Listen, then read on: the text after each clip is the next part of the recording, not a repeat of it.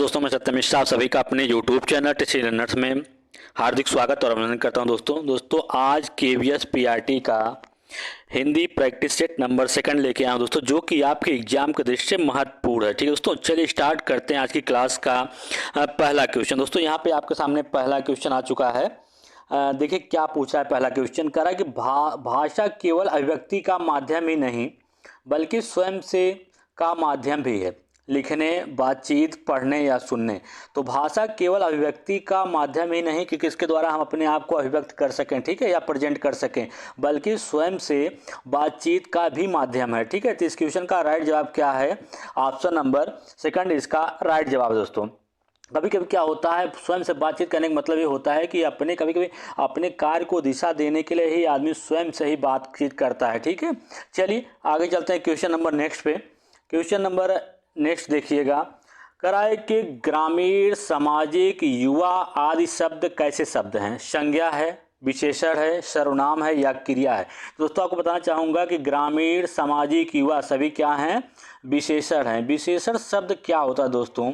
आपको पता होना चाहिए। विशेषण वे शब्द जो संज्ञा या सर्वनाम की विशेषता बताते हैं वो क्या कहलाते हैं? विशेषण शब्द कहलाते हैं। कभी कभी पूछ लेता है प्रतिविशेषण, प्रविशेषण या प्रतिविशेषण क्या होता है? जो विशेषण की भी विशेषता बताए वो क्या कहलाता है? प्रविशेषण कहलाता है। ठीक है, तो ग्रामीण, सामाजिक, युवा आज सभी क्या हैं? विशेषण हैं। तो इस क्वेश्चन का राइट जवाब क्या होगा? ऑप्शन नंबर सेकंड हो जाएगा। दोस्तों कभी कभी पूछ लेता है कि बताइए कौन सी क्रिया जो होती है? सकर्मक क्रिया और अकर्मक क्रिया। क्रिया दो प्रकार की, एक सकर्मक होती है, दूसरी क्या होती है? अकर्मक क्रिया होती है। अकर्मक क्रिया, ठीक है।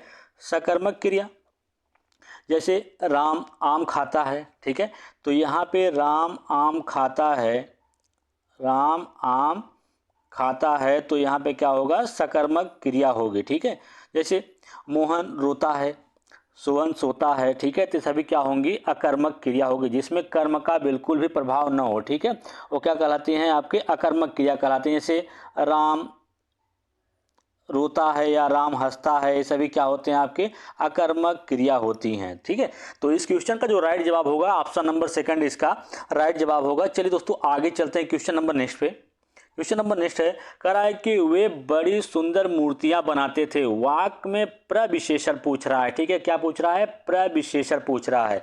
अगर सिर्फ पूछता कि इसमें से विशेषण कौन सा है, तो दोस्तों आप बता दें कि वे बड़ी सुंदर मूर्तियां बनाते हैं। कैसी मूर्तियां बनाते हैं? सुंदर। तो सुंदर क्या हो जाएगा? विशेषण शब्द होगा। ठीक है, विशेषण होगा जो कि संज्ञा या सर्वनाम की क्या करता है? विशेषता बताता है।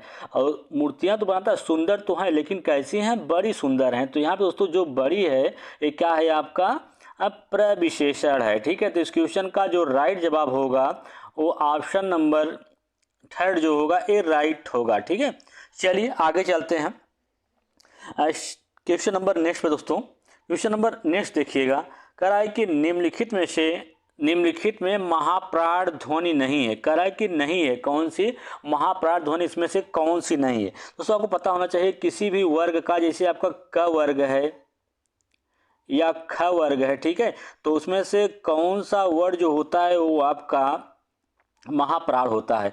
किसी भी वर्ग का दूसरा और चौथा वर्ड जो होता है दोस्तों क्या होता है? दूसरा और चौथा वर्ड क्या होते हैं? महाप्राण होते हैं। इसके अलावा स, ख और स है जो होता है दोस्तों ये भी क्या होता है? महाप्राण होता है। तो इसमें पूछ रहा है कि इसमें से कौन सा महाप्राण नहीं है। देखिए ये भी आपका क ख ग घ चौथा वर्ड है, ठीक है, च छ सेकंड है, ज झ ये भी सेकंड है। तो ये तीनों दोस्तों क्या हैं? महाप्राण हैं। जबकि आपका ग जो है ये क्या है? अल्प प्राण है। ठीक है, तो यही इस क्वेश्चन का राइट जवाब होगा। पूछ रहा है इसमें से कौन सा महाप्राण नहीं है, तो इस क्वेश्चन का राइट जवाब ऑप्शन नंबर फर्स्ट इसका राइट जवाब हो जाएगा। चलिए आगे चलते हैं क्वेश्चन नंबर नेक्स्ट पे। कह रहे कि सभागार में 80 आदमी थे। वाक्य है गुणवाचक, सार्वनामिक, निश्चित परिमाणवाचक या अनिश्चित परिमाणवाचक। दोस्तों इसमें बता रहा है कि सभागार में कितने आदमी थे, तो यहाँ पे एक निश्चित मात्रा दी गई है। तो यहाँ पे परिमाण तो है, मात्रा दिया गया, लेकिन कितने हैं? 80 है, तो यहाँ पे निश्चित परिमाणवाचक होगा। ठीक है, अगर पूछता कि सभागार में बहुत आदमी हैं तो वहाँ पे क्या हो जाता, अनिश्चित परिमाणवाचक हो जाता। चलिए आगे चलते हैं क्वेश्चन नंबर नेक्स्ट पे। क्वेश्चन नंबर नेक्स्ट है, कह रहा है कि ऋजु का विलोम शब्द क्या होगा। ऋजु का विलोम शब्द दोस्तों वक्र होता है। क्या होता है, वक्र होता है। तो इस क्वेश्चन का राइट जवाब क्या होगा, ऑप्शन नंबर 4 होगा। जबकि धर्म का विलोम पूछ लेता तो धर्म का अधर्म होता है। सरल का विलोम क्या होता है, सरल का कठिन होता है। और दयालु का क्या होता है, निर्दय होता है। ठीक है, चलिए आगे चलते हैं क्वेश्चन नंबर नेक्स्ट पे। क्वेश्चन नंबर नेक्स्ट देखिए, कह रहा है कि निम्नलिखित में से कौन सा शब्द शुद्ध है। चांद, अंगना, अंक, आँख। तो दोस्तों इसमें से जो ये अंगना लिखा गया ये शुद्ध है, बाकी सभी क्या हैं, अशुद्ध हैं। अगर इसका दोस्तों शुद्ध रूप जानना हो तो यहाँ पे अगर हम इस तरीके से चंदा बिंदी लगा देते हैं तो ये क्या हो जाएगा, शुद्ध हो जाएगा। इसी तरीके से यहाँ भी ये भी शुद्ध हो जाएगा। ठीक है, आँख इस तरीके से नहीं, अगर इस तरीके से लिखा जाता तो ये भी क्या होता, अशुद्ध रूप हो जाता। ठीक है, तो इस क्वेश्चन का राइट जवाब क्या होगा, ऑप्शन नंबर सेकंड इसका राइट जवाब होगा। चलिए आगे चलते हैं क्वेश्चन नंबर नेक्स्ट पे। क्वेश्चन नंबर नेक्स्ट दोस्तों देखिएगा, अंकुरित में प्रत्यय पूछ रहा है। प्रत्यय, प्रत्यय मतलब होता है किसी शब्द के अंत में जुड़ना। ठीक है, और उपसर्ग होता है तो उपसर्ग किसी शब्द के शुरुआत में ऐड होता है। तो इसमें पूछ रहा है कि अंकुरित में प्रत्यय क्या लगा हुआ है, इत प्रत्यय, रित प्रत्यय, अंग प्रत्यय, यत्ता प्रत्यय। तो अंकुरित में दोस्तों कौन सा प्रत्यय लगा हुआ है, इत प्रत्यय का प्रयोग इसमें हुआ है। ठीक है, तो इस क्वेश्चन का राइट जवाब ऑप्शन नंबर फर्स्ट हो जाएगा। चलिए आगे चलते हैं क्वेश्चन नंबर नेक्स्ट पे। क्वेश्चन नंबर नेक्स्ट है कि मुझसे चला नहीं जाता वाक्य में वाच्य का कौन सा रूप प्रयोग हुआ है। वाच्य कितने प्रकार के होते हैं दोस्तों, पता है कि वाच्य जो होते हैं मुख्यतः 3 प्रकार के, कर्मवाच्य, कर्तवाच्य और भाववाच्य होते हैं। ठीक है, जिसमें भाव की प्रधानता, जिसमें न तो कर्म की प्रधानता हो न तो कर्ता की प्रधानता हो, क्या कहलाते हैं, भाववाच्य कहलाते हैं। तो इसमें दोस्तों मुझसे चला नहीं जाता, इसमें क्या है, भाववाच्य है। ठीक है, तो इस क्वेश्चन का राइट जवाब क्या है, ऑप्शन नंबर फर्स्ट है। अगर यहाँ पे लिखा जाता दोस्तों राम आम खाता या मोहन पुस्तक पढ़ता है। ठीक है, मोहन क्या करता है, पढ़ता है। ठीक है, तो यहाँ पे क्या हो जाता, कर्तवाच्य हो जाता। तो इस क्वेश्चन का राइट जवाब क्या होगा, ऑप्शन नंबर फर्स्ट होगा। चलिए आगे क्वेश्चन नंबर नेक्स्ट है। क्वेश्चन नंबर नेक्स्ट है कि भाषा का प्रमुख प्रकार है लेखन दक्षता, भाषण देना, प्रतिवेदन लिखना या संप्रेषण करना। तो भाषा का सबसे प्रमुख कार्य होता है कि संप्रेषण करना, हम अपनी बात को कह सकें और सामने वाले की बात को समझ सके, यही भाषा का मुख्य प्रकार होता है। ठीक है, चलिए आगे चलते हैं क्वेश्चन नंबर नेक्स्ट पे। कह रहा है कि वृक्ष से पत्ते गिरते हैं में कौन सा कारक है। कारक मुख्यतः 8 प्रकार के होते हैं हिंदी में और संस्कृत में 6 होते हैं। तो वृक्ष से पत्ते गिरते हैं दोस्तों, इसे कर्ता होता तो कर्ता ने कर्म को करण से,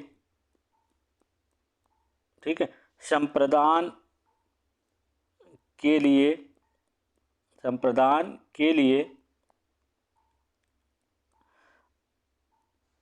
अपादान से संबंध के लिए के लिए, ठीक है, क्या होते हैं, संबंध होते हैं। तो यहाँ पे पूछ रहा है दोस्तों कि वृक्ष से पत्ते गिरते हैं, से मतलब अलगाव हो रहा है, तो यहाँ पे क्या हो जाएगा, अपादान कारक होगा। ठीक है, तो इस क्वेश्चन का राइट जवाब क्या होगा, ऑप्शन नंबर सेकंड इसका राइट आंसर होगा। चलिए आगे चलते हैं क्वेश्चन नंबर नेक्स्ट पे। क्वेश्चन नंबर नेक्स्ट दोस्तों कह रहा है कि निम्नलिखित में से कौन सा शब्द देशज शब्द नहीं है। थैला, धड़ाम, लोटा, लालटेन। दोस्तों आपको बता दें कि थैला, धड़ाम, लोटा सभी क्या हैं, देशज शब्द हैं। ठीक है, देशज शब्द हैं, जबकि लालटेन क्या है, एक विदेशज शब्द है। ठीक है, विदेशज शब्द है। तो इस क्वेश्चन का जो राइट जवाब होगा ऑप्शन नंबर 4 इसका राइट आंसर होगा। ठीक है, चलिए आगे चलते हैं क्वेश्चन नंबर नेक्स्ट पे। कह रहा है कि धूल की तरह झाड़ कर फेंक देने का मतलब क्या होता है या आश्रय क्या होता है। सफाई से रहना, छोटों की उपेक्षा करना, दूसरों को दे देना या पूरी तरह भुला देना। तो धूल की तरह झाड़ कर फेंक देने का आश्रय होता है कि पूरी तरह किसी बात को भुला देना या भूल जाना। ठीक है, तो इस क्वेश्चन का राइट जवाब ऑप्शन नंबर 4 होगा। क्वेश्चन नंबर नेक्स्ट है दोस्तों, देखिएगा, कह रहा है कि ऋग्वेद का संधि विच्छेद क्या होगा? ऋग प्लस वेद, ऋवेद, ऋग्वेद या ऋग्वेद। तो इस क्वेश्चन का राइट जवाब क्या होगा? ऑप्शन नंबर फर्स्ट इसका राइट जवाब होगा। चलिए दोस्तों आगे चलते हैं। क्वेश्चन नंबर नेक्स्ट है, कह रहा है कि अनुनासिक का संबंध किससे होता है? केवल नाक से, केवल मुंह से, नाक और मुंह दोनों से, इनमें से कोई नहीं। दोस्तों आपको बता दें कि अनुनासिक का संबंध किससे होता है? नाक और मुंह दोनों से होता है। अनुनासिक व्यंजक कौन होते हैं? वर्ग का पंचमा अक्षर जो होता है दोस्तों वो अनुनासिक व्यंजक होते हैं, जिनका संबंध नाक और मुंह दोनों से ही होता है। चलिए आगे क्वेश्चन नंबर नेक्स्ट है, कह रहा है कि अनहद शब्द में द प्रत्यय है, हद प्रत्यय है, या अ उपसर्ग है, या अन उपसर्ग है? तो अनहद में अन उपसर्ग लगा हुआ है। इस क्वेश्चन का राइट जवाब option number 4। Question number next पे चलते हैं दोस्तों। क्वेश्चन नंबर नेक्स्ट है, कह रहा है कि उड्डयन के संधि विच्छेद का सही विकल्प कौन सा होगा? उत प्लस डयन। ठीक है, तो इस क्वेश्चन का राइट जवाब क्या होगा? ऑप्शन नंबर सेकंड हो जाएगा।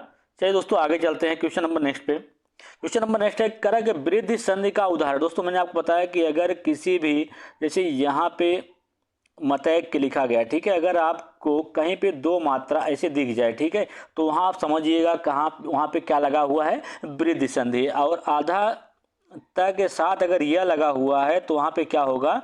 यड़ संधि होगा, यड़ संधि।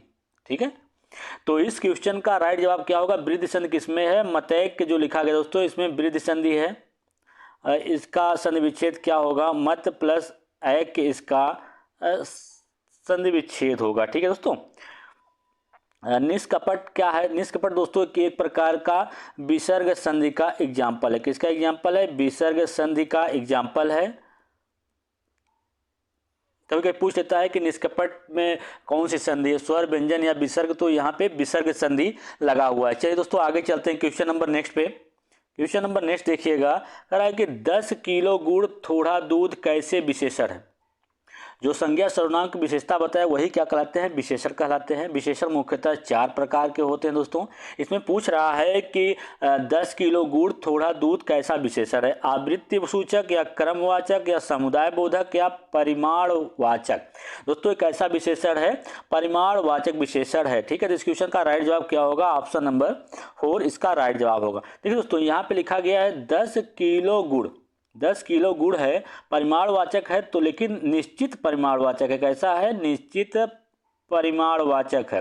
और थोड़ा दूध यहाँ पे क्या है? अनिश्चित परिमाणवाचक।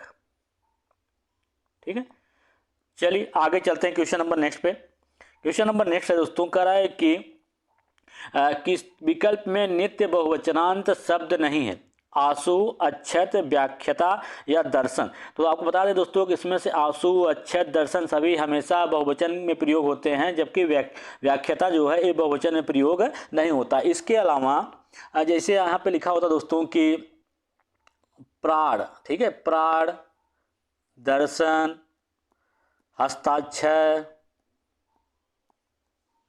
हस्ताक्षर और बाल, ये सभी क्या है दोस्तों? आपके हमेशा बहुवचन में प्रयोग होने वाले हैं। ठीक है, चलिए आगे चलते हैं क्वेश्चन नंबर नेक्स्ट पे। क्वेश्चन नंबर नेक्स्ट है दोस्तों, कह रहा है कि प्रश्नवाचक सर्वनाम पद छाटिए। कौन, यह, जो, कोई? दोस्तों इसमें आप बता दें कि सर्वनाम कितने होते हैं? 6 होते हैं। ठीक है, तो इसमें से कौन सा प्रश्नवाचक सर्वनाम है? तो इसका राइट जवाब होगा ऑप्शन नंबर फर्स्ट, कौन जो है, कौन एक प्रश्नवाचक। जैसे किसी से प्रश्न पूछा हो, कौन आया, कौन गया, ठीक है, तो क्या होता है? प्रश्नवाचक शब्द होता है। और निश्चयवाचक सर्वनाम कौन सा होता है? यह होता है। ठीक है, जो क्या होता है? एक संबंधवाचक सर्वनाम जो होता है, यह क्या है? निश्चयवाचक है। ठीक है, कोई क्या है? अनिश्चितवाचक है। दोस्तों आज के लिए इतना ही। अगर आपको मेरा वीडियो अच्छा लगे तो लाइक, शेयर और सब्सक्राइब जरूर करिए दोस्तों। इसी तरीके से अन्य वीडियो के साथ मैं फिर मिलूंगा, तब तक के लिए धन्यवाद।